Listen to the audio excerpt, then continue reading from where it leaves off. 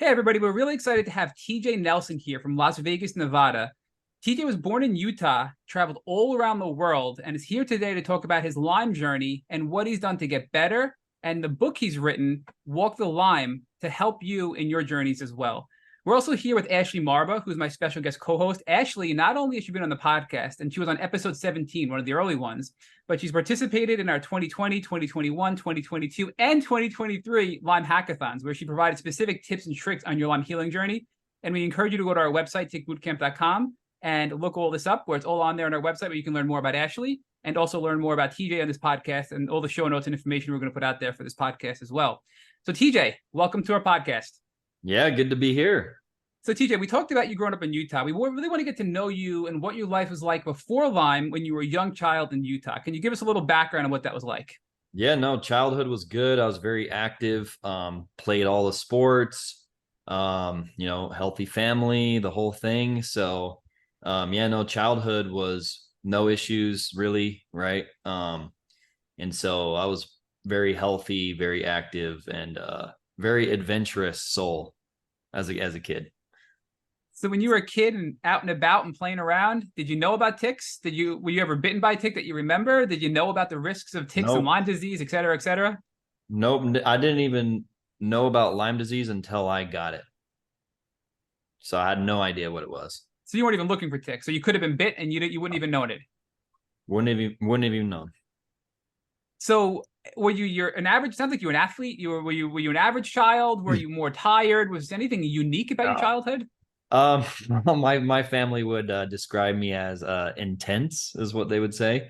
But no, I was very curious. Like I guess as a kid, like I changed the Windows programming so it had a different sound when it booted up when I was like 8 or something.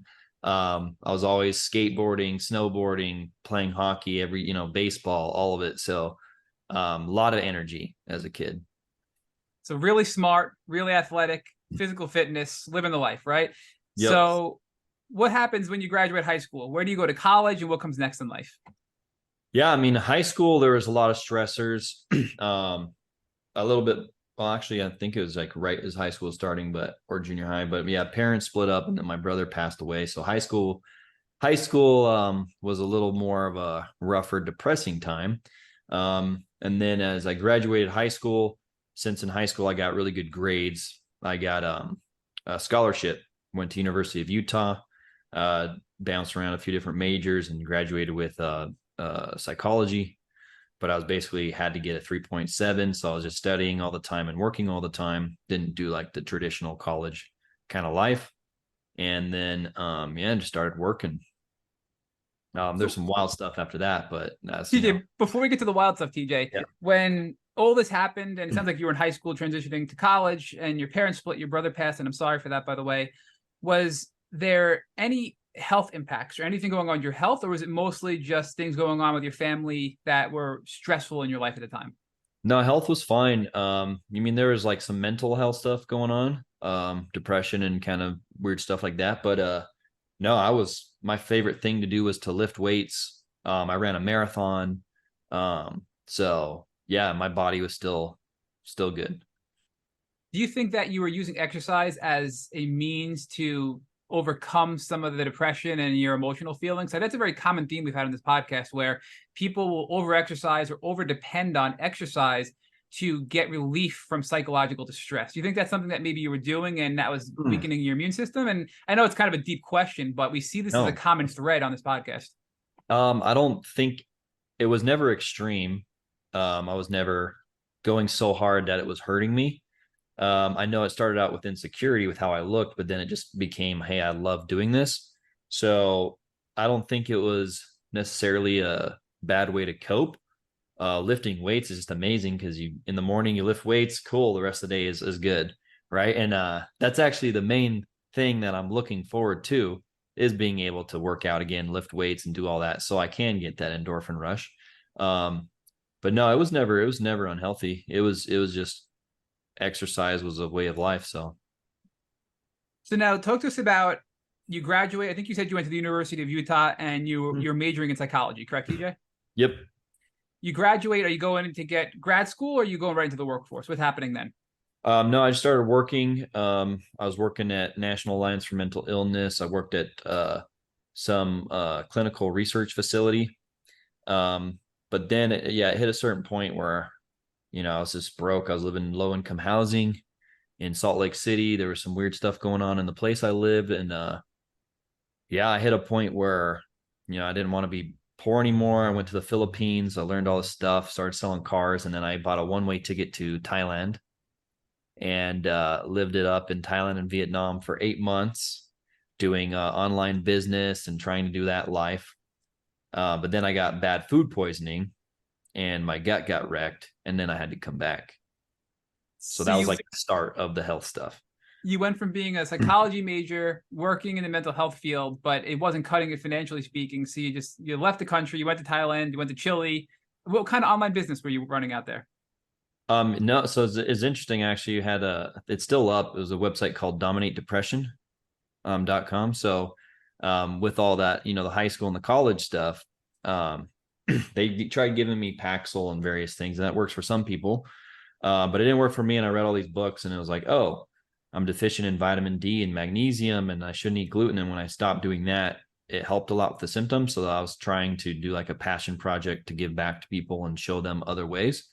But yeah, I mean, I wasn't making any money though. So I was helping people, but it wasn't making any money either. Well, I love how you were hacking your health before you even got Lyme disease, because it sounds like you were using diet and supplementation to overcome some of the psychological symptoms you were experiencing in your early 20s. Is that kind of what you're describing here? Yep. So, I guess I really want to ask a personal question. What was it like living in Vietnam and Thailand coming from Utah? I mean, what a shock that must have been, right?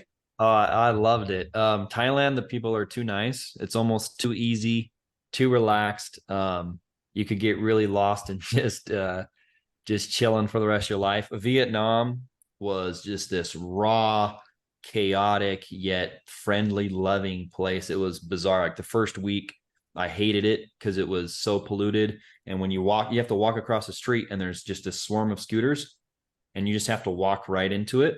And you have to keep the same pace, because if you change your pace, you'll get hit because they're just going around you. So it took me a while just to be able to cross the street. Then after a week, I just fell in love with, like, if Vietnam wasn't so far away, I'd visit all the time. Like one of my friends was on reality TV, got famous. There's a place they named an omelet after me. So you can order a TJ omelet on Nguyen Thi Minh Khai Street in Saigon, Ho Chi Minh City, and it was wild. It was like, I got a haircut and it cost $2.50. And It was insane. I love that. Yeah. Amazing. But yeah, the Vietnamese people, the culture, they were still working hard, but they still placed family first. So it was this interesting vibe of, hey, being friendly and nice is number one, and then work ethic. And so, I'd be walking around and someone, hey, you want some tea? And then we sit down, start talking. Cool. See you later.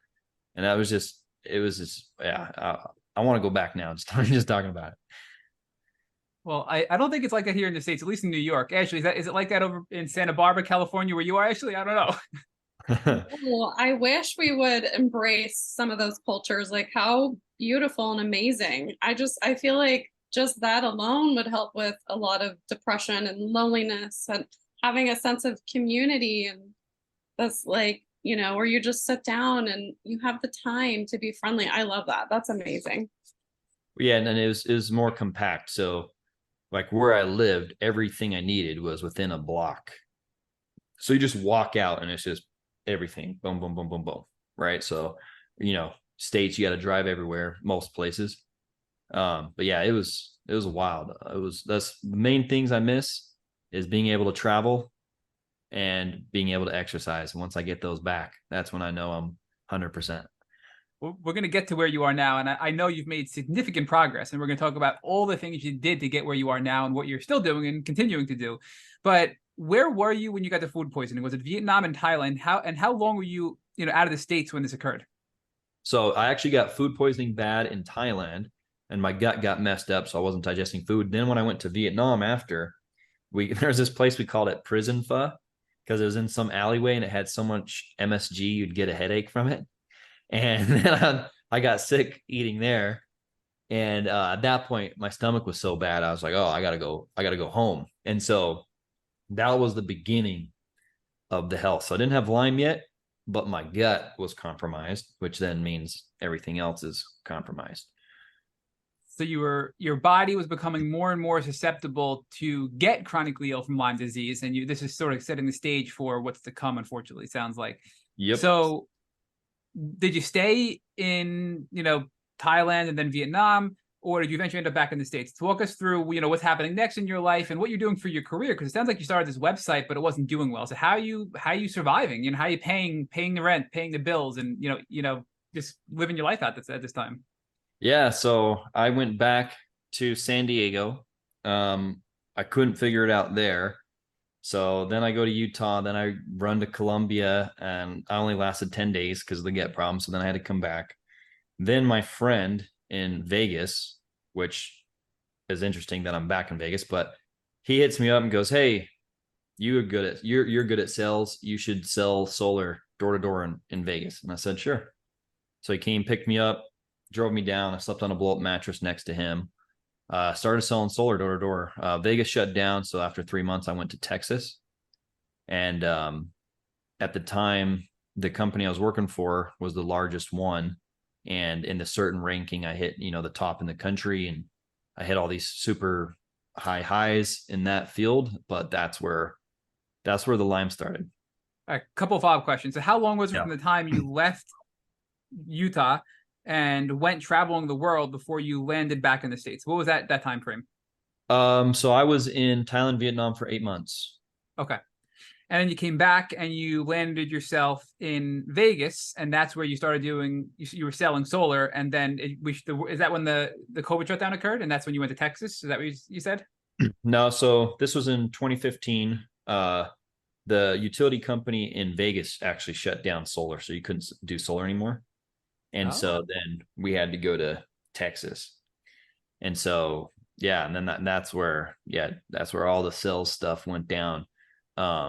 But yeah, about a year and a half into it, then I got sick. So before we get there, though, tell us about friends, family, loved ones, etc. So what else is going on? Do you have any family that you left behind? Are you developing any relationships? And what's that like, managing all these relationships while you're bouncing around the world? Yeah, I mean, I moved so much that, I couldn't really date because I'd only be in one place for so long. People kind of, I think we're like, wow, TJ the wild guy. And then me going to sell solar door to door in Vegas, it was just one of those random things that I was doing. So, I mean, they were just people, I had a lot of friends, and family, but people just knew that TJ was going to do what TJ was going to do back then. So, yeah, wild man living out of my backpack, just wherever I wanted to be. So Nomad TJ now ends up in Texas, right? And you're killing it, you're crushing it, you're breaking all kinds of records, you're succeeding. And then it sounds like that's when you had this Lyme encounter. So was there a tick bite, or did your health just decline? What were the first signs there of illness? So I don't remember any bite. Don't ever remember being bit. So I think it happened in Texas. I couldn't say for sure because maybe it was a year or two prior and it was just sitting in my body. So I'm going crazy. I'm hitting all these huge numbers and I'm on top of the world. I'm like, oh, I'm about to be able to cruise, and this is the life right here. And then I start feeling weird, like tired, depression. I don't feel right. And back then I just thought it was a mindset thing. So I'm like, oh, maybe I need to change what I'm doing. I'm not happy anymore. I got to do something else or whatever. And so as I'm falling apart, I remember the apartment I was in Dallas. I thought it was external.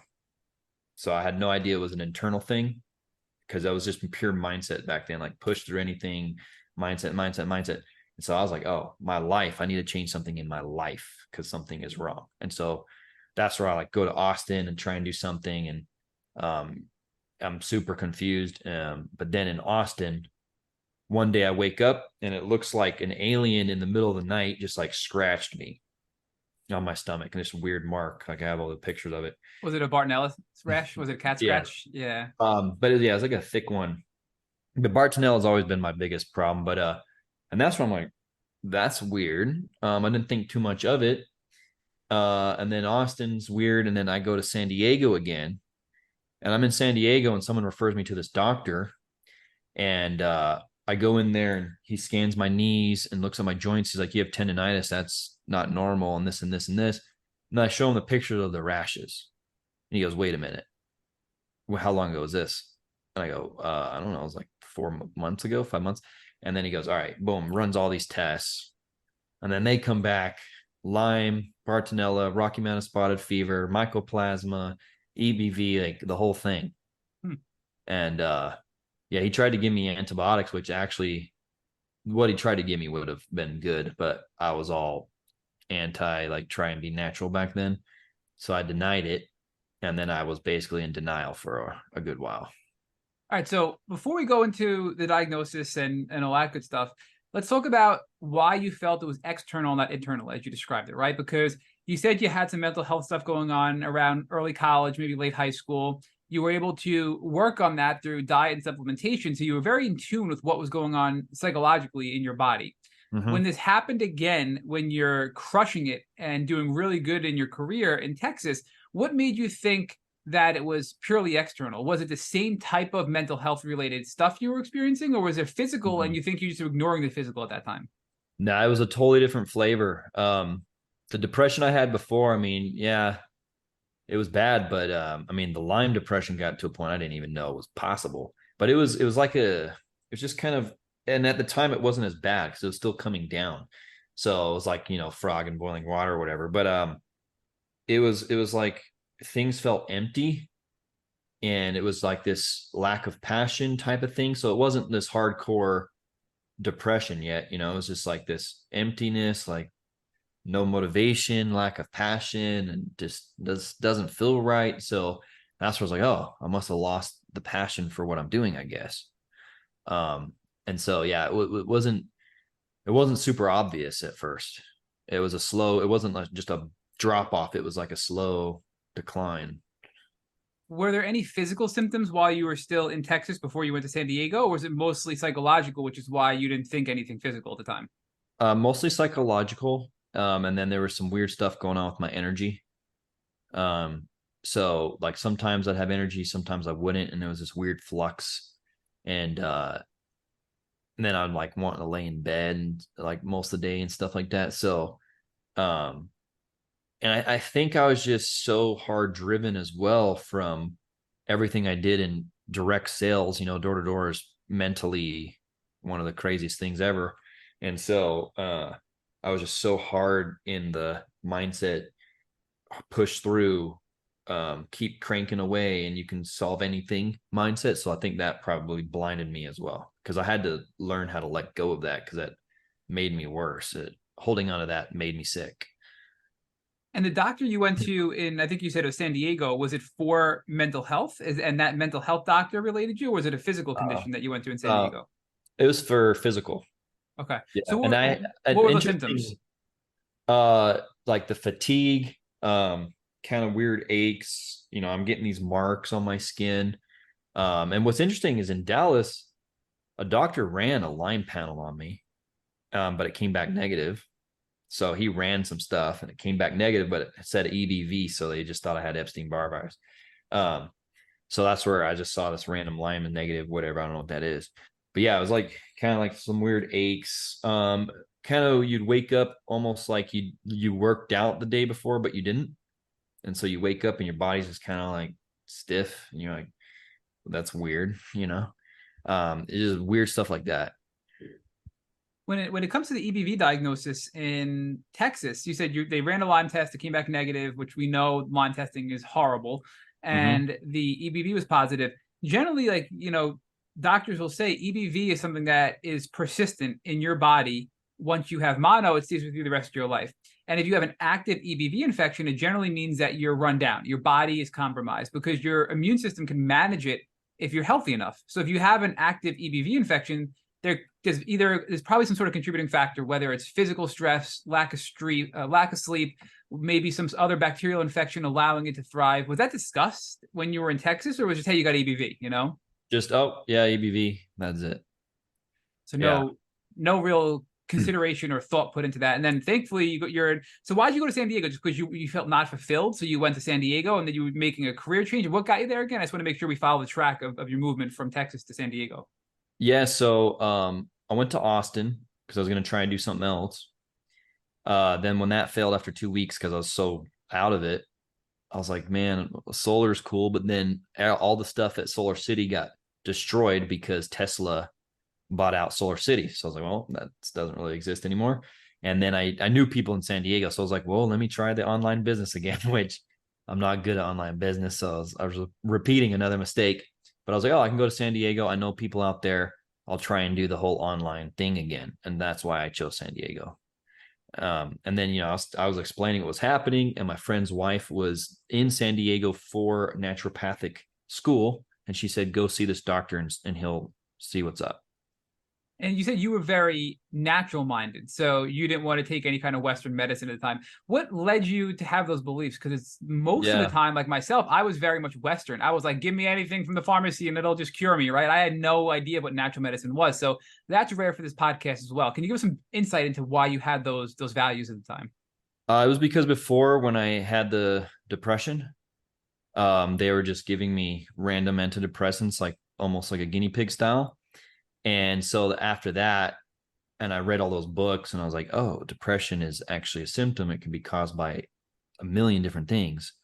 That's where I was like, oh, I don't trust this system. And so, yeah, that's where when he prescribed antibiotics, which it actually was a good combination for what I had, because especially Rocky Mountain spotted fever. But I was like, no, I'm not taking that. Did he explain? So this doctor, I believe, was was it Schickman in San Diego? Yeah. Am I saying that right? Yep. Okay. Yep. So Dr. Schickman, when he diagnosed you, and was it a regular blood test or was it a specialty one through like an IGenics specialty lab or something? I forgot. I could pull it up because I have all of them. I know the Lyme one was Western blot. The Bartonella and all those, I forget the exact tests they were. Okay. Um, but yeah, he ran all of them, and the other thing was he was really cool, but it was a little mechanical, and so it was like, cool, this is what you have, take this, and then so it wasn't like, hey, this is where you're at, this is what you're up against, this is why we're prescribing this, and you need to take it for this, this, and this. It was just cool, take this, and Right. so I was like, I don't With trust this. no idea of how severe it can be and how it can really cause long-term complications the longer you have an undiagnosed infection. None of that was discussed. No. Okay. So Ashley, if you can help me out, because I know I spent a ton of time getting to know you, TJ, and your background, which I think is super important here. But let's talk about now what you're going to do to treat. I know you said you kind of blew it off for a bit, but Ashley, can you help us go through now what TJ is going to do to treat, and what that's like in the roller coaster of the treatment journey now that you have these diagnoses, TJ? Yeah, I wanted to say really quickly too, when a doctor doesn't take the time to explain something about what's behind it, I think the patient compliance goes way down.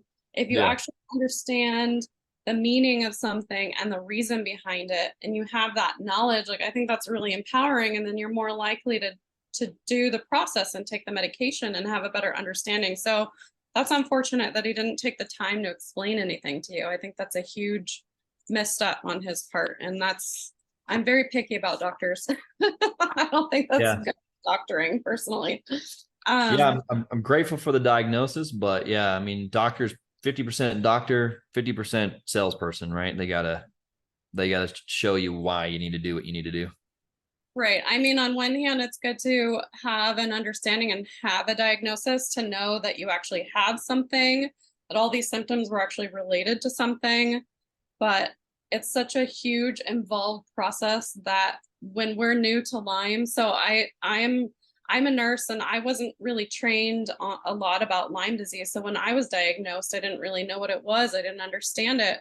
Nobody took the time to explain anything to me. So I feel like, in the Lyme community understands this. You have to become your own nurse, your own doctor. You have to do all the research. And I Mm-hmm. feel like if we had people that were more involved in understanding this, and we could get treatment quicker, that would be definitely a big step in the right direction. So once you had your diagnosis and you didn't want to take the antibiotics, what did you do next? What was the next step for your Lyme journey? Yeah, so I was actually doing a little one-on-one with people, like I was doing coaching and stuff.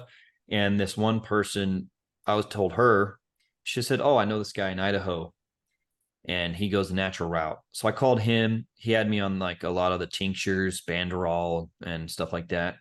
And he would try and time it based on the rash. But I kept getting worse. And then at one point I was like, man, do I need to take these antibiotics?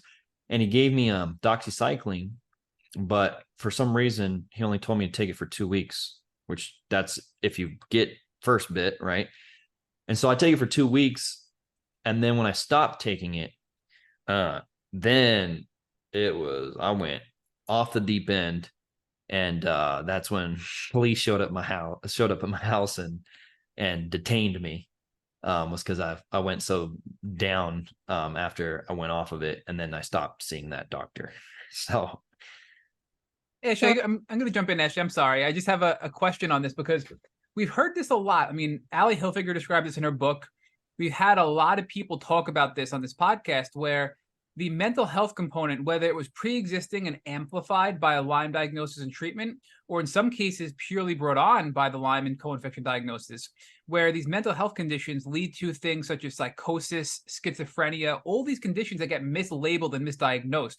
And I don't think people realize that that's a possibility. And TJ, what are your thoughts on that? Do you think that's what happened? Because what my initial reaction to this is, you got strong antibiotic treatment, you were so infected with so many bugs, right? I mean, you had Lyme, Bartonella, Rocky Mountain spotted fever, Mycoplasma, the list goes on and on and on. You're becoming toxic. That toxicity creates brain inflammation. It alters your brain chemistry. We know Lyme causes depression. We've proven that Lyme penetrates the brain tissue. So do you think this is sort of an advocacy piece we need to do better with about treating Lyme and these psychological conditions get worse, that doctors should be aware of this and guiding their patients? Yeah, I think that's where I actually have the most to give. Because, you said, hey, is anything off limits? And that was kind of the whole point of the book, was one of the main things that I suffered from was intense mental. I remember at one point I was hallucinating at night, and it sounds dark, but the suicidal thoughts is kind of, I like to just say it's a symptom, right? So it's not so much, oh my God, there's suicidal thoughts. It's like, no, your brain is in that much pain. So it's like a check engine light, like, hey, something's wrong. And I remember in San Diego, I was like having suicidal thoughts, but I was so mentally bad. I went on the computer and I tried to research how to buy a gun in California, and I couldn't figure it out because I couldn't read anymore. So I was like, oh, I can't even figure this out. Maybe a good thing, but I couldn't read. I remember the very day my brain started coming back online. It was amazing. But back then I couldn't read. I was confused. I'd get in my car and start driving, and then I forget where I was going. I'd go in my bathtub to start a detox bath, and I'd lay in the bathtub for 2 hours without starting the bath. And then I'd be like, oh shit, I forgot to turn on the bathtub. Yeah, it was and I remember in this one moment thinking, I'm mentally disabled. If this is how other people feel permanently or all the time, like, how are they going to survive? And it was probably the scariest thing I've ever experienced. Like I'm so sorry you had to go through that. That sounds terrifying. Yeah, the brain fog was the densest, thickest fog of like, even now I can't remember what it was like because it's so different from this reality. But it was terrible. So would you say that's the lowest point?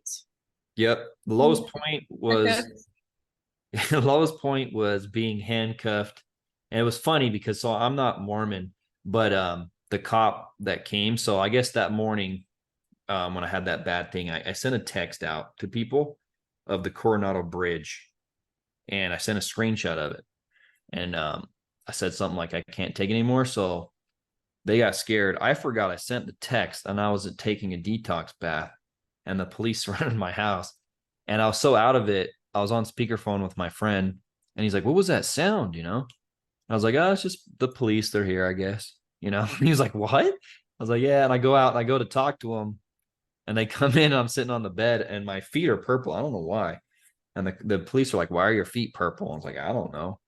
And they're like, "Are you okay?" I was like, "Yeah, I'm fine." And then, yeah, the policemen, after they arrested, well, I didn't get arrested. They just handcuffed me. But when I was in the car, he asked me where I was from. I said Utah, and he goes, "Oh," he's like, "Look at my badge," and his name was Joseph Smith. So it was like a joke because Joseph Smith is the founder of Mormonism, and I'm from Utah. And so that's where I was sitting in the back of the truck and handcuffed, and I was like, I just got handcuffed by Joseph Smith, man. Like, all right, you are sick.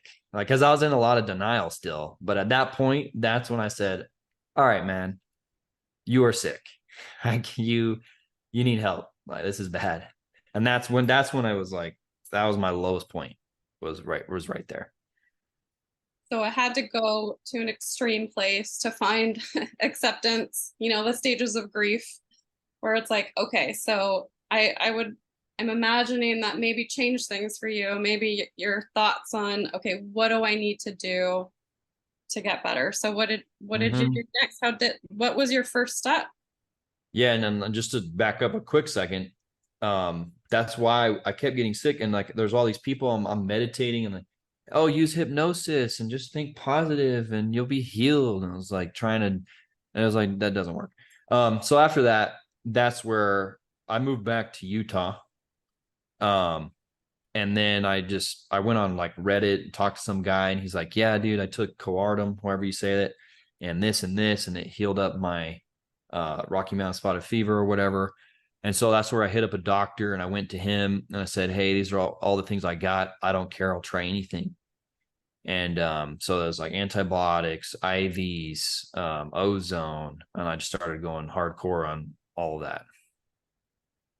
Do you remember the name of any of that stuff? Because I know you mentioned, um, well, I guess this doesn't have the exact name of it, but you had mentioned in the questions that you submitted, you try to stay in a parasympathetic mode. And I'm just really Oh, curious about that because I want to know more about that. Like, what does that mean? What does that look like? yeah. So parasympathetic, that's something I discovered recently. Um, So, because right now, technically, my blood work will show I don't have Lyme or any of this stuff.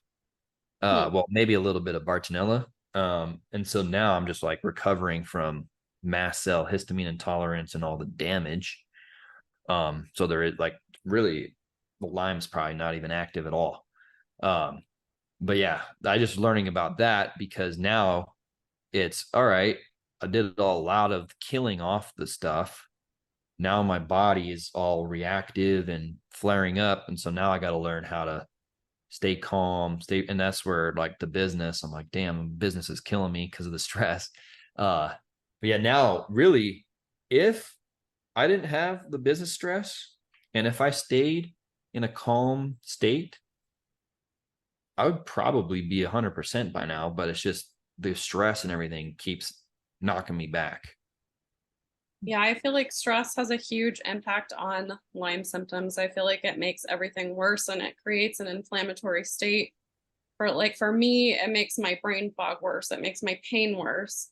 I end up in the hospital with random, IBS exacerbation, migraines, all the fun stuff that Oh. comes with that. And it's hard because if I had a dollar for every time I had a doctor tell me, you just need less stress in your life. And I'm like, okay, well, have you been outside? That's kind of hard to do.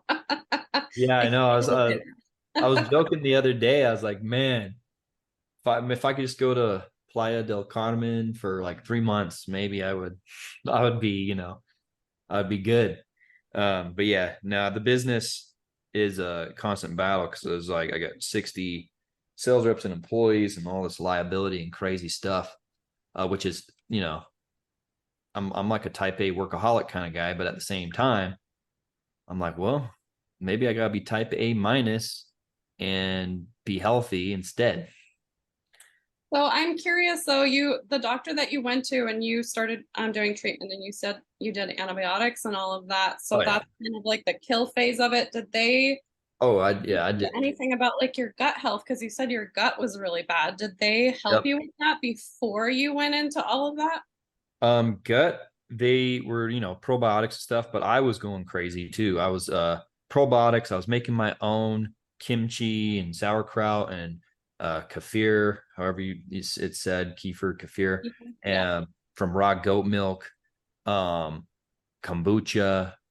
I was going hard on the gut because if I wasn't, the antibiotics just flamethrower down there, destroying everything. Right. So I'm taking tons of kill and then tons of hopefully my gut stays intact. I was kind of doing it simultaneously with ozone, sauna. Like I figured out how to do my own ozone. I bought my own ozone generator, What kind of and ozone were you using, TJ? Was it? We know there's different types. I bought a longevity EXT 50 ozone generator, So and was like ear, nose, like so, oh was it blood ozone? There's so many, there's rectal, right? There's so many different types of ozone. It's ways yeah, to administer it, I should say. oh yeah, my bad. I tried rectal. It didn't seem as powerful. And so, this is not something that probably should be recommended, but I did DIV because to do it MAH into the bag is you need someone there. And so I just calculated. I was like, all right, I'm doing 2 ozone IVs a week, $450 times two. Ozone generators $1,000 and this and this. And so I paid someone in Germany over Skype $50. And I was taking a glass syringe, filling it up with ozone, and then slowly injecting it directly into my vein, which is controversial. A lot of people say, no, it's fine. And then other people like, don't ever do that. But that's what I did. So, What are your thoughts on the ozone? Because some people say it's a good detox tool. Others say that it's very much antimicrobial, where it can actually kill a lot of these infections. Where do you land on the value of ozone and specifically how it helped you, TJ?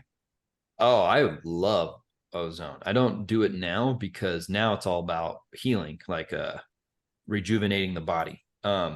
Where I guess some people would argue ozone does that as well for maybe your mitochondria or whatever. But back then I had to kill all that stuff off. And so for me, for killing off for the pathogens, ozone was amazing. Now I don't do it. Like I don't even do sauna that much either. Like it's weird. I used to sauna every single day and ozone and now it's no ozone, no sauna, but like meditate and try and do these other things. So it's changed over time, but for killing the pathogens, ozone for me was amazing. Was there a bad Herxheimer reaction from it? Like, was it something that you felt pretty quickly? When I would do it myself or at the place, my brain would feel better instantly. So the brain fog would get knocked down a little notch, like instant. So it wasn't like a big herx for me. It was more like a relief. Ashley, what are your thoughts? Because I mean, with your, obviously being a nurse, being a trained medical professional, Ashley, does, rectal ozone, administering your own ozone, I'm sure it's something they probably are like would scold, right, in medical school, but yet it brought TJ such relief. And that's where I think there's such a discrepancy of we'll call Western medicine and then what it takes, for people to get better with Lyme disease, especially considering the financial constraints, right? TJ outlined so well that it was so expensive. He ran the numbers and he did it himself. Yeah, maybe there was some risk there. He did it carefully, but I just feel like there's two different worlds and two different views to this, Ashley. And you're kind of in both worlds, right? So what are your thoughts on it all? So definitely. I have done ozone as well, and in the doctor's office I've had my upper back injected with ozone, and then I've had ozone to try to treat my interstitial cystitis. I unfortunately did not have any relief from it. It didn't really help me, but maybe it wasn't the right strength, maybe it wasn't the right dose. I would say people do injectables at home all the time. You have home health nurses come and administer medication to various patients, most likely cancer patients, and to the port and things like that. Sometimes they have like a 3-day IV. But I would say, the risk is anytime you're injecting the skin, there's always a risk of infection. There's a risk of blood clot. You know, you're crossing the skin barrier that protects you from microbials. So that's always an issue. So if somebody's not being clean and safe and sterile, I think that would be the biggest risk as far as that goes.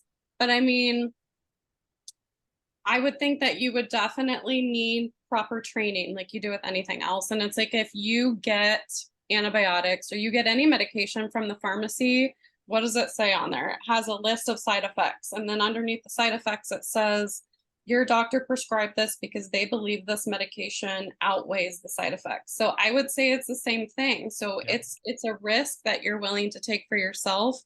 And I Yeah. think as long as it's being done in a way that's safe and clean, and maybe we need better training so people can do that themselves. I mean, I think that's amazing, the relief that you got from that, because that's what we want. We don't always want to take something and feel terrible. We don't Yeah. always want to hurt. Every time we want to feel good, we want to feel better. That's the whole point. That's the whole reason that I feel like we do a lot of this. You know, we want the good side effects. Put that on the label. Yeah. I think when you're really sick too, so it's funny. Sometimes I'll describe coffee enemas to people, and they'll be like, "What? Why would you ever do that?" And I said, if you think that's weird, you just never have been that sick, right? Exactly. Like right now, I was in the Facebook group the other day, and everyone's talking about drinking their own urine, and I was like, "Oh snap! I haven't seen that before." But you know, I'm like, all right. I mean, hey, if that's working for people, then I guess that's working for people. You know. So I guess when you're that sick, I mean, my first one I did is pretty stupid. I used duct tape for the the catheter to stick to my arm because I didn't have a medical tape. But it was like, dude, I mean, I had nothing to lose really. Desperate times call for desperate measures, right? I mean, that's true. So TJ, you know, with the mental health stuff, what was the biggest game changer in the mental health symptom relief? Because a lot of people Oh, that are suffering from Lyme have the physical and the mental as well. And I know you shared a lot about that. Was ozone helpful in that area, or was the antibiotics, as you were killing a lot of things with antibiotics, you think more effective, or something else? so yeah, this one is very fascinating, especially since I came from such a hardcore mindset thing. The main thing that helped the mental was just overall healing of Lyme. So reduction of the pathogens, the body working better. That was it.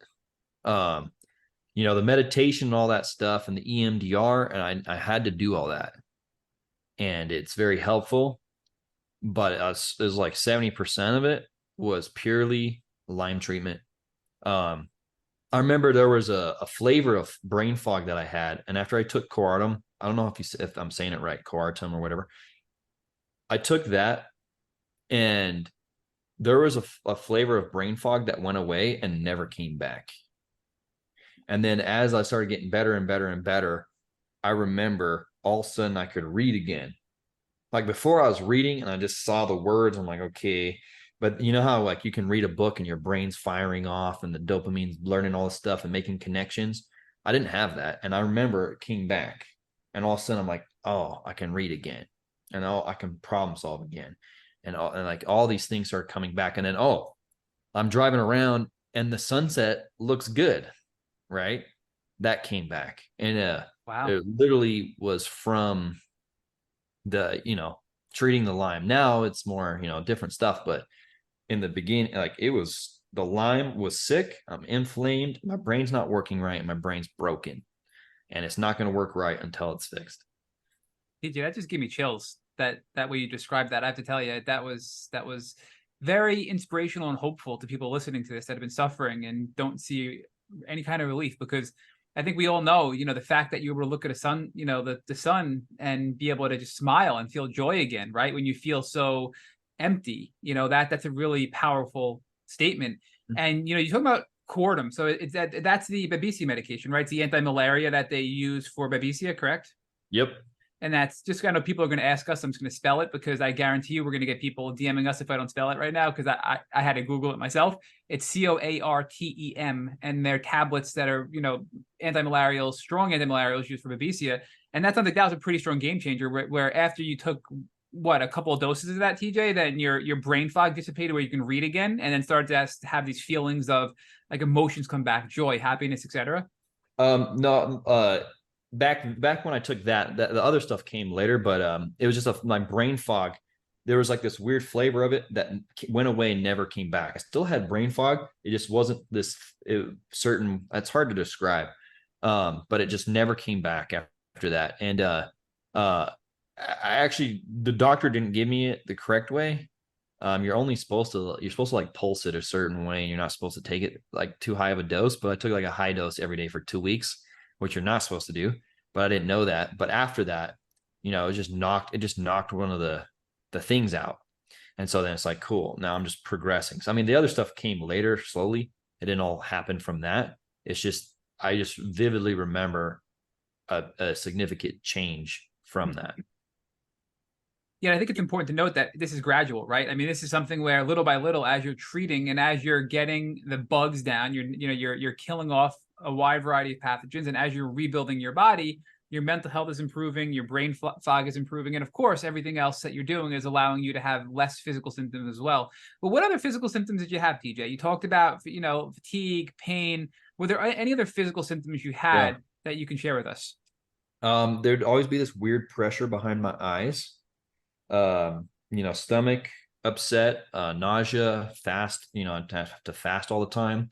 I didn't get too much of the joint stuff, but my whole body, it felt like a truck while I was sleeping, ran me over, backed up and did it again. And then the biggest one, other than the mental stuff, was the fatigue. And it's really hard to describe how crushing the fatigue was, but how I like to say it is the fatigue was so bad it hurt. And I'd lay in bed for 2 hours, like, get up, you gotta get up, and then finally you get up. It's like you gotta go to the grocery store. It's like climbing Mount Everest or something, brushing your teeth. It's like, oh my goodness, right? And the fatigue just made everything so difficult. And I just remember the crushing fatigue was probably the most crippling of anything. Because like if you have energy but you have pain, you can kind of, well, it depends on the pain. I should probably not say that, but you have some aches. It's like you can do stuff. You have your joints hurt, but you have energy. I mean, you can still kind of do stuff. But if you're completely depleted and your mitochondria are not doing anything, I mean, that's a rough day. So when you had this I'll call it psychotic break, and I hope that's not an appropriate term, but when you had this, this wall you ran into where the cop showed up at your place, that's when you realized the aggressive antibiotics you were given were causing you to have this real extreme reaction. Did you stop taking the antibiotics and did you pivot to another doctor? I kind of want to blend that experience with where you pivoted to, which was the IV ozone, the coffee enemas, the herbal treatment, etc. Yeah. So it was actually the doctor did not know how to administer the antibiotic. I don't know why he gave me doxycycline either, but I think he just went online and read Lyme treatment, doxycycline for 2 weeks. So I took it for 2 weeks. And then when I stopped is when everything came back even harder. So it was almost like everything went into hiding. I stopped the doxycycline and then it all came out even stronger. And so it just hit me so hard instantly after I stopped that I just lost it. And so it wasn't that the antibiotic gave me that problem. It was the administration of how it was done gave me the problem. Yeah, and a lot of these antibiotics, I mean, we've had researchers on this podcast share with us that they will do all these studies where they treat with antibiotics. They see all of these active spirochetes, all the active bacteria in your body that make you sick and symptomatic. They shapeshift essentially, where they become these round balls. They look like they're just benign, right? The immune system thinks they're just no big deal. And then as soon as the antibiotics stop, what happens? They unravel and they form the spirochete form again, and they go to town and start wreaking havoc, creating inflammation, making you sick, going into your brain, drilling away, right? So it's very consistent with what we're finding in these research studies, which is you have to do more than just one antibiotic, right? Sometimes a cocktail of antibiotics, or there's obviously alternatives as well, but you have to go after it in the stationary phases, in the active phases, bolster the immune system. It's a multi-pronged approach. And I think that was kind of your realization that it wasn't going to be a simple take doxycycline and get better. Mm-hmm. Yeah. And, I mean, everyone's different. I had to do antibiotics, but Yeah, I remember at one point I was trying to get off antibiotics, and I did hyperthermia and all this stuff. And clarithromycin always helped me a lot. And the doctor would always try and get me off of it. And I couldn't get off of it. And then I did hyperthermia. And then that's when I went like a really long time without having to take an antibiotic again. And so like the goal was never to be on the antibiotics. It was like, oh, you have to be on these right now, but eventually we got to get you off of these. So yeah, I never want to stay on them, but it was like it was necessary for a good while. Right. If you wanted to have any kind of life, you had to be on antibiotics, and I, you do what you got to do, right? So we totally get that. Tell us about the hyperthermia. Where did you have the hyperthermia done? And I mean, obviously it's a very scary experience. You're desperate. You want to feel better, but I mean, they're boiling you up, right? I mean, they're knocking you out. They're putting you under. They're pumping you with antibiotics, and they're raising your temperature high enough where it's kind of like boiling you over. Yeah, that hyperthermia was intense. So what happened was I stopped taking clarithromycin. And someone had told me about a hyperthermia clinic in Utah. So it's different than the Germany one. And I crashed so hard that I hit them up and I said, hey, I'm going to see your facility this week. I'm going to come and look at it. And they said, we're booked. I said, no, you don't understand. I already bought my ticket. I'm flying in. I'm going to see you Friday. And they're like, okay. Right. And I just like forced my way in. And then I started the treatment, and it was 2 weeks, and you're in the suit and you're strapped down on this bed, and they fill the suit up with hot water, and you're trapped for an hour, and you're awake. They don't do the antibiotics at this one. And so for an hour, they just raise your body temperature as much as they can. And yeah, those 2 weeks were super rough. And then you do it at home after, so you can do it yourself. But yeah, I was like on the 5th day, I had to stop it early, and I'm normally not that kind of guy. And yeah, I just cried. I went in the parking lot, I cried. I was like, dude, what the hell are you, like, you quit and all this stuff. And so yeah, I actually had one moment I couldn't even do the whole thing. And but after that, I was doing it at home, and yeah, I went off antibiotics for a very long time. I think it was like a year or something. I didn't have to take an antibiotic for that long. And then I like had to retake one for a little bit and then go back off. But the hyperthermia took me to the next step.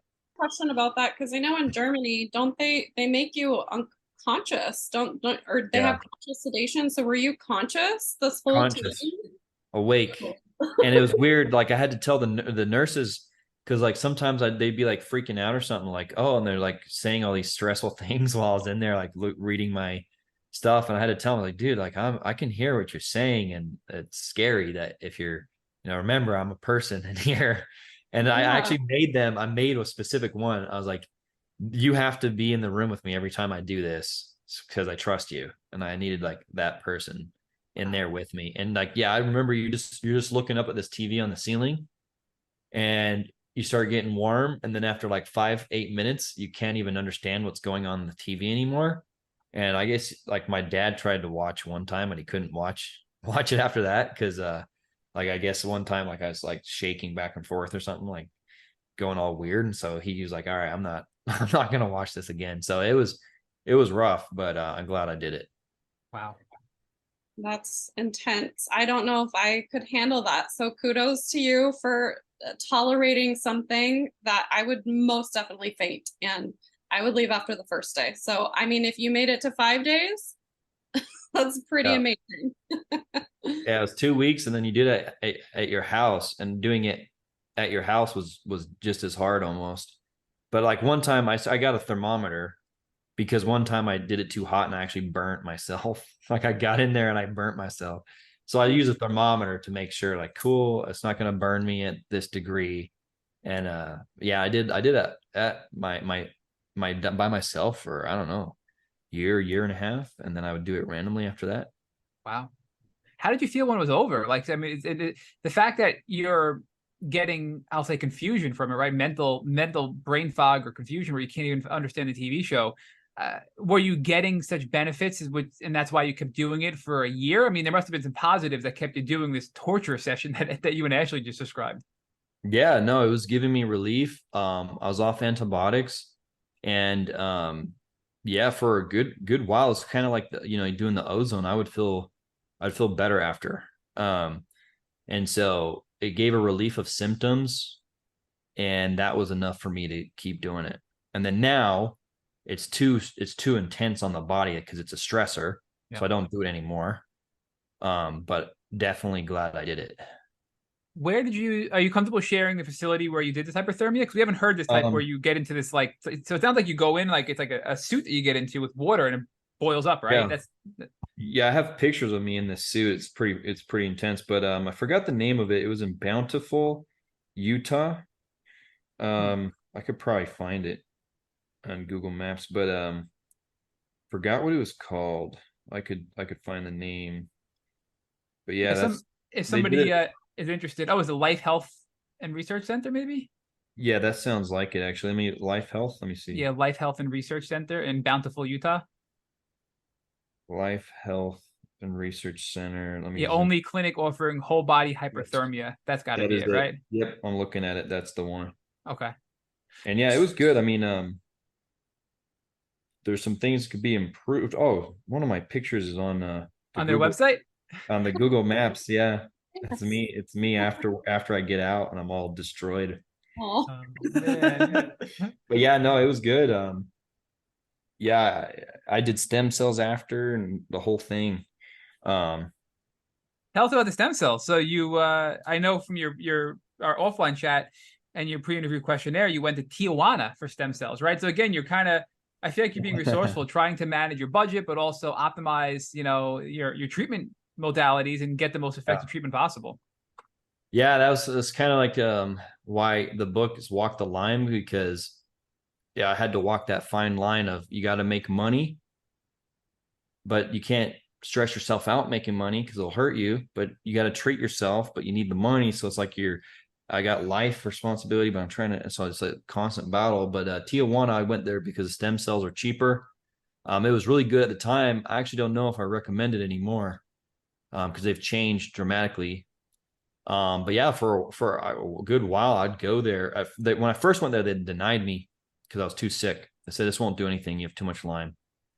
But then as I got better, I went quite frequently, like once every 3-4 months, and I'd feel good for a few weeks and a lot less inflammation and everything. Maybe I did too many of the stem cells though. But it helped me for a while. I wouldn't necessarily do it right now though.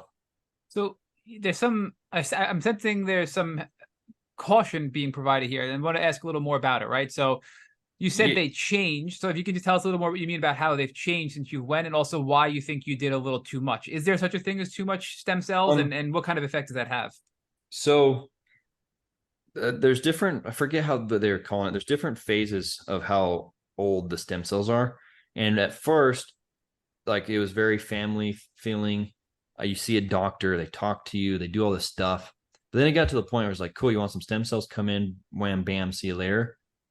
And so maybe it's not as, you know, and so if you can get mast cell, you can flare up, you can cause others problems if you get bad stem cells. There was one which was recommended by a clinic, and I was going to get stem cells at this place, and then I researched it, and I guess their supplier had a bad batch before, and so yeah, stem cells. I mean, you definitely don't want to just inject anything in there. So that's where now I'm like, I don't know if I go there again. I like going there though. It's fun going to Tijuana, and it's a good time. Like, yeah, I'm in a different country getting treated nice. And but yeah, I mean, I did a lot of it, but it's not stem cells. I would say don't just randomly do. You got to make sure you're getting it done right. And when you say the histamines and stuff, we've had a lot of people say, we've had some people have transformational stories with stem cells, and other people say, hey, look, I had issues with histamines. I went and got stem cells, and I felt so much worse for about a year, right? So we've heard both sides of the spectrum, and I think that the general consensus is with our Lyme litter doctors we've had on is if you have issues with histamines and you have this inflammation, predisposition, the stem cells will create more inflammation for quite a while they're repairing your body, and that could actually make you feel worse, right? So I think there's that threshold you have to make a self-analysis of, will this potentially be a higher risk for me based on how I am in my own health, right? Yep, exactly. Yeah. So what else have you done? I mean, is there anything? I mean, is there anything left? Right? Man, I hyperthermia, stem cells, ozone, UVIV. What's UVIV? That's essentially like light therapy, where the Yeah, light goes through your blood, right? yeah, you can see it like in your arm too. It's kind of cool. Like I had a picture where you could see the light in there, and they just keep it in there while your blood flows for a while, and it's supposed to kill off stuff. Coffee enemas, um, psychedelics. Oh, let's talk Um, about psychedelics. Rich would kill me if I didn't ask more about this. Rich is fascinated with psilocybin and psychedelics and all kind, yeah. So, there's a lot of disagreement, I'll say, or debate about psychedelics in the chronic Lyme community, but also in we'll call it the Western medicine community. So Rich is a huge advocate of psychedelics, that they're actually going to help you. Ashley was asking earlier about your nervous system, right? Your parasympathetic nervous system, your sympathetic nervous system. These studies are showing that psychedelics can be used to help people not only in the chronic Lyme community, but people that are drug addicts, lifelong, Mhm. heroin users. Their brain scans are showing their brains are significantly different than what a healthy brain should be. They're using psychedelics, and their brain pathways are being reset to what we consider normal after psychedelics, right? And there's a lot of these studies happening with Lyme too. So, do you know anything about these studies? And if not, what was your experience like using psychedelics, and which ones specifically did you use? Yeah, I tried to sign up for a DMT study actually. So now I pretty much done them all. And what has helped me a lot was combining breath work with the psychedelic. And like the breath work alone helps, and the psychedelic alone helps. But for some reason, when I combine the two, it's a very healing, relaxing thing. And so for me, it's like my body has all this trauma, the histamine, it's reacting to everything, but the psychedelics calm that down. And so like yeah, like DMT and all that, that's kind of like my favorite one.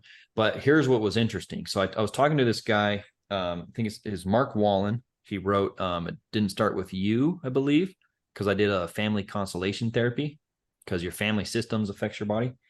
And I was telling him it was interesting because if I went and played basketball right now, I would feel like crap, like tomorrow and for 3 days, right? It'd flare me up and I'd feel bad. But one time I took LSD, and me and my friend wanted to play basketball. I said, whatever, I don't care. And I played basketball, and it didn't hurt. It didn't hurt me. I was fine the next day and 3 days after. So I exercised, and I was like, what is that? Right? That's weird. And so it's like, it put me in that different state where my body was in a more parasympathetic healing state to where my body was fine. And so that's why right now, because I have this histamine intolerance and all this stuff, like really, if I keep my body in that calm, safe state, then I believe I would get to the finish line. Because like right now, my brain's sharp. I can function really at a high level, but there's still some problems, and I can't exercise, and I still can't do certain things. But I think if I could get myself in that calm state at where I'm at right now and stay there like almost all of the time, it'd probably be like a couple months and I'd be able to exercise again, is what I think. Um, just because of that. So that's why I'm fascinated by it. It's like the Lyme, the trauma, your brain, it's so used to reacting a certain way, but you go take some mushrooms and now your brain's in a different state, and it's going to be acting in a different manner. And then you can form those new pathways while you're there. And so I think, I mean, this stuff should all be legalized, in my opinion. But I could go on and on about this stuff for a very long time. Yeah, I think we're gonna have to talk more about this if you're interested in a follow-up, because there's a whole world here that I think can be explored and bring a lot of relief to people. And I always, Rich and you would completely agree on this. And I don't know enough about the science, and I'm always worried. I said we have to be careful because we need to know what the risks are and to do it properly, because you can't just go say, I'm gonna go take some mushrooms, I'm gonna take some LSD, right? You have to do your homework, and do it the right way, so you're not gonna cause problems. And you hear Oh yeah. some horror stories where people are trying psychedelics, and they say it alters their behavior or their mood or their personality and it's like a permanent switch gets flipped on them, right? So there's those risks that make me anxious. But I think, we know Johns Hopkins is doing studies in psychedelics, and there's value there. So I think as we start to understand better how these psychedelics impact the brain, we'll be able to develop a safer way to administer them. But a lot of people like yourself, TJ, are learning from the research that's currently available and having great success. So I couldn't agree more. Yeah, and I think too, it's not so much like maybe some people think they got to go take some big thing of LSD and see all this wild stuff, right? You can take a small, you could do a small amount of mushrooms or whatever, like a microdose, and then go in nature and meditate or do some breath work and journal or heal a relationship or what. Like that's more like, so when I'm using it, I'm kind of meditating, have an intention, and it will tell me something, or I mean, I'll learn. You can whatever it's telling me something, or my brain, right, and then you implement it in your life, right? And so it's not like I'm going out taking these huge doses. I'm taking like a small, medium dose and rewiring and doing some work, and then using that in my life. So it's not like let me just take this huge dose, sit on my couch, and hopefully this changes me. It is more pieces to it. It's not just taking it and letting it go. There's a lot you're doing and you're experimenting with as well. You said, like, right, the breath work and the psychedelics are beneficial, and you have to really be open to it. And I think I think there's going to be a lot here in the future, and I hope we continue to put more research money behind it. And it's promising to see that some universities are researching this. So yeah. And anything else, TJ, that we haven't talked about that's been helpful in your healing journey from a treatment standpoint? Oh man, I am one of those people that it's probably a little too much on the aggressive side with treatments, because I've done a lot. Cowden protocol, herbs, antibiotics, different diets. I tried carnivore. Okay, two quick questions on that. The Cowden protocol, indifferent, or was it helpful, or not really sure? Helpful. Couldn't have done it by itself though.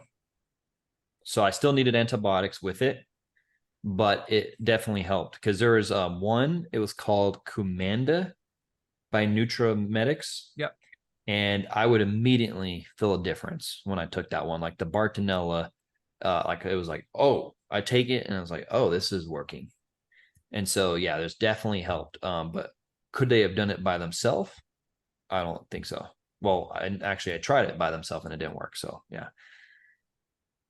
And I'm sorry I interrupted you. You were listening at some others, and I apologize. Oh, yeah, carnivore. The carnivore. Yeah, I forgot. I thought a brain frog.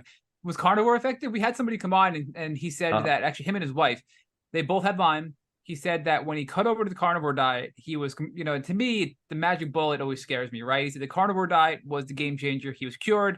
That's the answer to Lyme. But I mean, for him, he genuinely believed it, and maybe it was effective for him. But how was your take on the carnivore diet change for Lyme? Didn't work for me. Back in the day when I was living in Utah again, I did keto, which I did it for a month and a half, and it knocked a layer of brain fog away, and that never came back. But then I just started eating low carb after that. So keto helped. Low carb helps.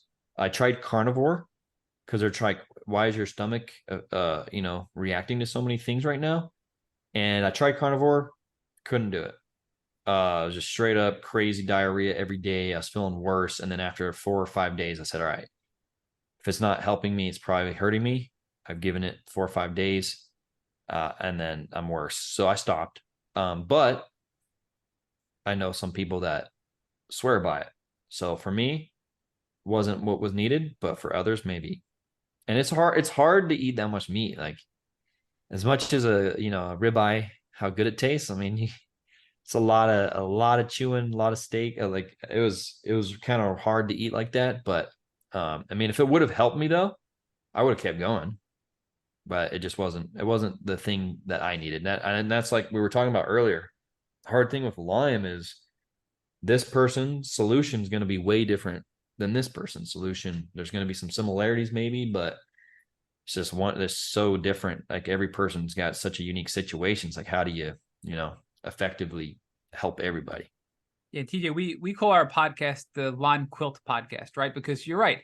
what helps me may be different than what helps you, may be different than what helps Ashley. And what we like to provide is everybody's experiences, which is the quilt, right? Your story, my story, Ashley's story, collectively, going on 400 different individual stories in the Lyme experience. People can listen and pick and choose and try to learn what's going to work for them, because it's going to be different, right? But when you run out of options, or you want to have somebody to talk to you about what options are out there and what their experiences were, that's where your experience and what you're sharing is going to be so valuable to the community and listening to this podcast, right? So as much as I agree, I also think there's so much value in what you're sharing here for everybody listening. Yeah, I guess for me, when I was thinking, oh, how do I help as many people as possible? It's like, all right, I guess I can, share my story, share what worked for me. If some of those pieces help someone put their puzzle together, then awesome. Ashley, do you have any questions? I want to talk about Walk the Lyme, but I just want to make sure that I'm not, going too far ahead. If you have any questions, anything we talked about so far. I am curious about you said that you wrote a book, so I want to know where we get it, how do we access it? I am excited to read it. So what's the best place to find it? You can go on Amazon, walkthelyme.com, I guess is probably the easiest way just to find it real quick. So walkthelyme.com, and it's basically a website with a link to Amazon. There's some other stuff I wrote on there, like poems and stuff, but I forgot. I also tried bee venom therapy. Oh, really? So that was another wild one where I shipped in bees and had them sting me. But I don't know. There's so many things I've done that. Well, tell us a little more about that, TJ, before the book, right? Because that's something we hear about a lot, and we've had people on from the leading bee venom therapy community, and people that it's again been transformational in their personal experience, and others who have not had success. So how was it for you? And first of all, how do you I guess you'll do anything if you're that sick, but I mean, stinging yourself seems like such an unpleasant experience, right? Mm-hmm. Yeah, and like it's weird because I'd done peptides and all sorts of stuff, and that helped me for a while and then stopped working. And it was kind of the same thing with the bees. But my only problem was I couldn't get more than, you're supposed to do 10 stings at a time. And I couldn't get past 2. And once I started doing 3, I'd get like neural weird stuff going on. So it would help me feel better with my symptoms, but it would give me other symptoms when I would try to actually get to their effective dose. And so I tried it for a while, and I was like, I don't know if this is really helping me. And then when I tried to ship in more bees, since Las Vegas is so hot, they would die in the mail. And so I was like, I'll just stop doing it. And so it definitely, that was the one that gave the most, regular person, the intrigue factor. Like, what? I'm like, hey, you want to sting me with a bee? And they're like, what is going on?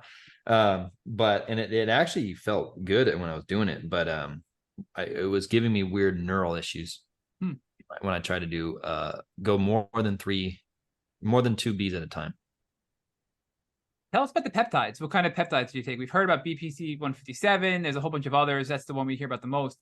Do you recall what type of peptides you use and which ones were effective? Yeah, so I took, this is 2 years ago, thymosin alpha, thymosin beta, it's like beta 4 or whatever. And then what was LP 37 or whatever, and BBC 157. And then there was like some sleep one. The thymosin ones were supposed to help transition the immune system to be better at intracellular, since the Lyme, hides in there. And then the BPC 157 was supposed to heal my stomach. It started working so good at first. I was like, oh, I'm healed. And that lasted like a month and a half, 2 months. And then I felt sick again. The BPC 157 was good. And actually at this point, I'm going to meet with a doctor next month named Dr. Seeds in LA. And I'm going to explore peptides again. But with him, I'm going to tell him, hey, what are the best peptides for healing the stomach and for keeping the body in a calm state? And I'm going to play around with that and see, because if I can keep my body in that parasympathetic, then I can probably heal. So I'm gonna try it again. But before, the thymosin alpha and beta, it made a huge impact like right away. 2 months, I thought, oh, this is it. I'm healed from Lyme.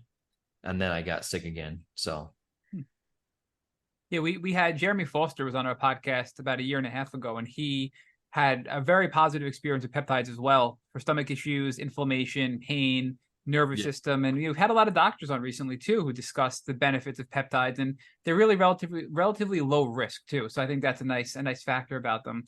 But you know, I want to come back to Ashley's question, and I apologize, Ashley. I know I totally went back from the book, right? But Walk the Lyme is the name of your book. It's walkthelyme.com.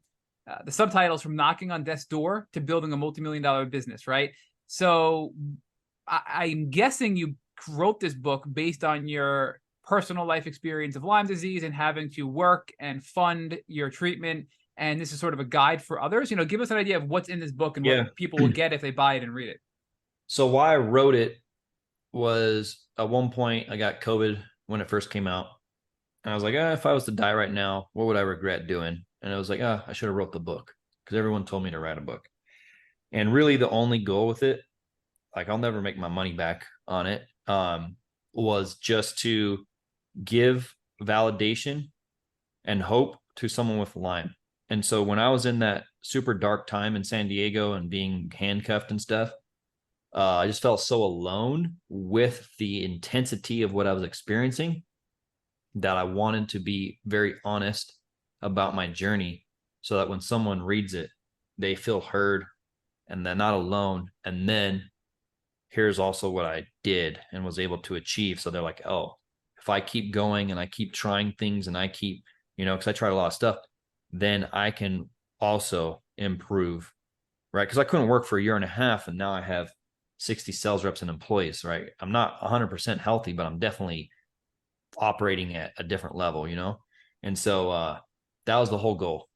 And, it was risky writing it. There was a moment where I was like, do I really want to have all my family and friends and everyone that knows me read this? I was like, you only live once and, publish.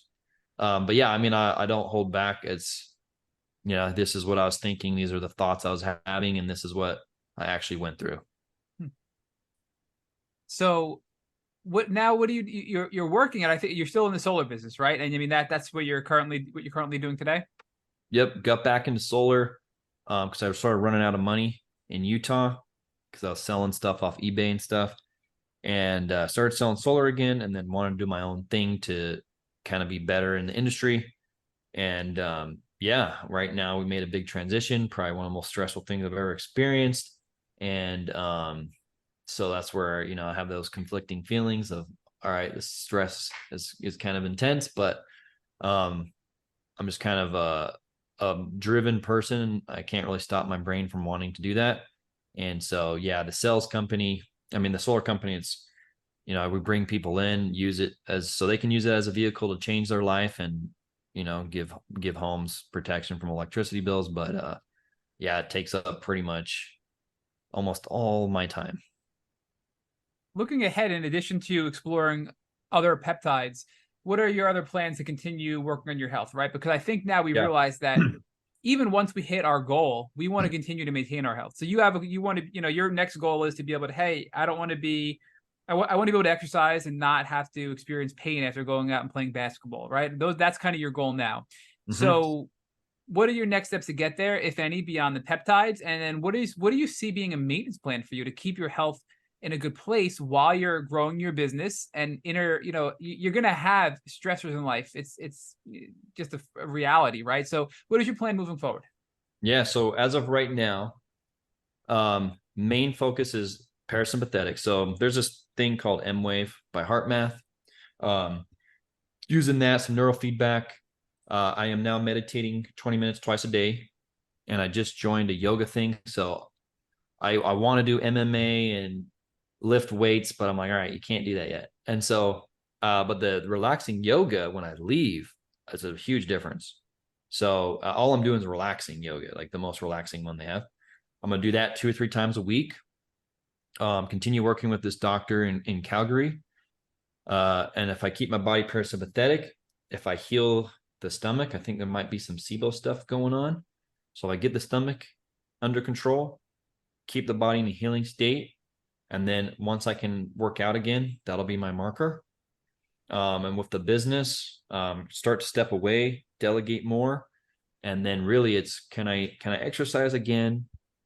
Keep the histamine stuff at bay. And then with the business, can I get it to where I'm mostly working on growing it and not so much doing all the tasks? And really, the bigger goal is how I can give back using all of that as a platform, give back to people with medical stuff. And I even thought about, hey, what if we all went into nature and did breath work and like talk to each other about what we're going through? And it'd be cool if we could use psychedelics too, but it's not legal yet.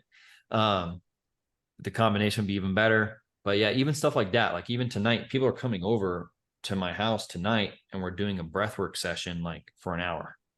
And we're all just gonna like do it and talk about stuff going on, because like when you change your state, now you're open and the walls are down and then you can actually heal. And so I'm exploring avenues for that as well. And so really it's be able to exercise again, and then how can I give a bigger impact? How can I impact and help people in the best way from where I'm coming from for people to receive? And that's where I'm at. TJ, if somebody wants to touch base with you or follow you on social media, what's the best point of contact in addition to your website for your book that you just described earlier? Are you on social? Do you have handles? Do you have a personal website?